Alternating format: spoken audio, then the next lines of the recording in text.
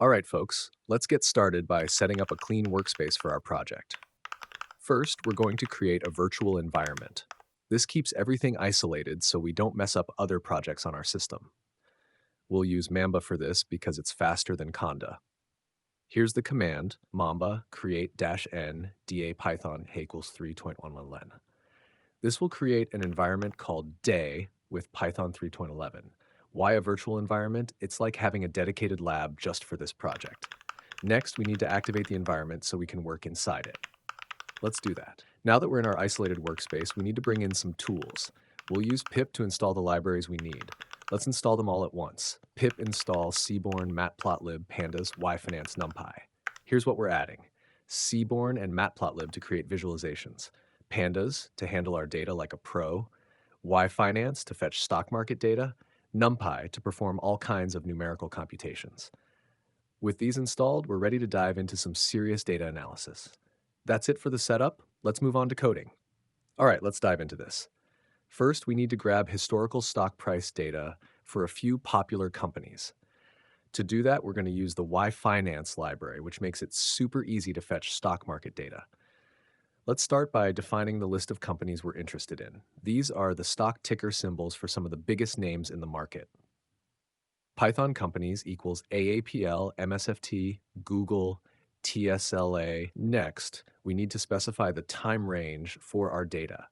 I'll set the start date as January 1st, 2020, and the end date as December 20th, 2024. Here's how we do that. Python start date equals 2020-0101, end date equals 2024-1220. Now that we've got our companies and date range ready, let's fetch the stock data using yfinance. We'll call the download function and pass in our list of companies, start date, and end date. I'll also specify that we only want the closing prices for each day. This will download the daily closing prices for Apple, Microsoft, Google, Amazon, and Tesla within the specified date range. Finally, to get a quick preview of the data, we'll use the head function. And that's it. In the output, we'll see a table where each row represents a date, and the columns show the closing prices for these companies. This gives us all the data we need to start analyzing stock trends or building visualizations. First, we reset the index of the data frame to turn the date column, which is currently part of the index, into a regular column. This makes it easier to manipulate and reshape later.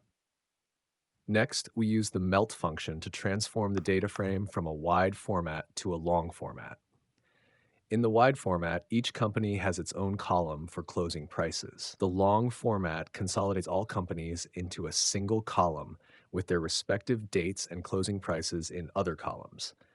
We specify that the date column should remain as is, while the company names and their closing prices are reorganized into two new columns, one for the company name and one for the closing price.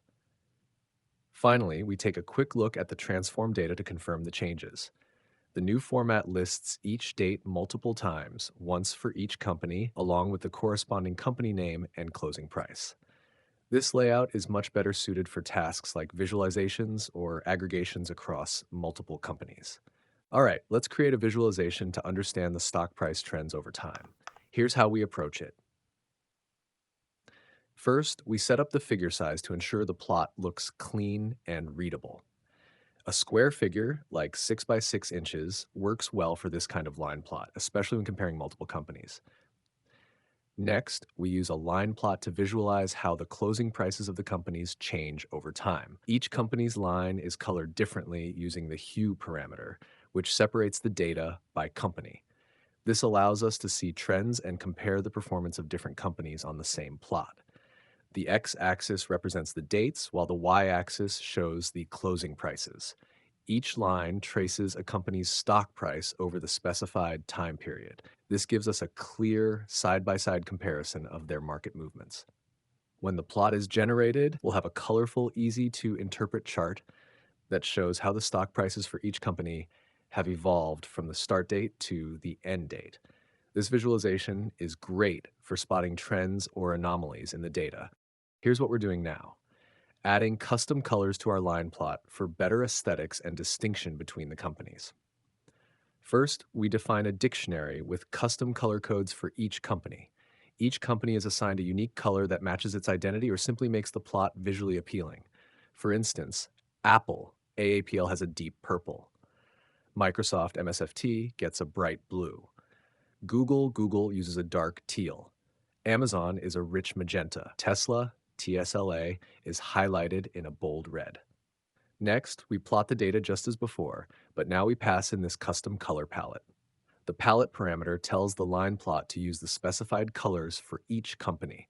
This ensures the colors are consistent and meaningful across visualizations. The resulting plot will not only display the trends of stock prices over time, but also use the custom colors to make each line stand out clearly. This is particularly useful in presentations or reports where branding or aesthetics matter. Here, we're taking our visualization to the next level by customizing the entire plot's appearance and saving the result as a high-resolution image. Let's break it down. Step 1. Update plot aesthetics. We start by updating the default RC params to customize the style of our plot. This creates a dark theme for better visual appeal. The background of the plot and figure is set to black, giving it a sleek, modern look. Axes and labels are styled with white text for clear visibility against the dark background. Grid lines are muted with a gray color to provide subtle structure without being too dominant. All text, including labels and ticks, adopts a white color to maintain consistency. Step 2. Create the line plot. We then plot the data as before, but add some enhancements. The custom color palette is applied to give each company a unique and distinct color. The line thickness is increased using line width equal 2 to make the trends more prominent and easier to read. Step 3. Save the plot. Finally, we save the plot as a high-resolution JPEG image. The file is saved as stockprice.jpg in the current working directory. Using DPI equal 300 ensures the image is high quality, suitable for use in presentations or publications. The result is a polished, visually appealing chart that highlights stock price trends with a modern dark theme, ready to share or include in reports. In this session, we set up a visually striking stock price trend analysis. Starting with reshaping the data for better usability, we created a custom line plot using distinct company colors for clarity. Then we elevated the presentation with a sleek, dark theme, ensuring readability and style. Finally, we saved the polished visualization as a high-quality image, making it ready for professional use. With these steps, you've learned how to combine functionality with aesthetics for impactful data storytelling.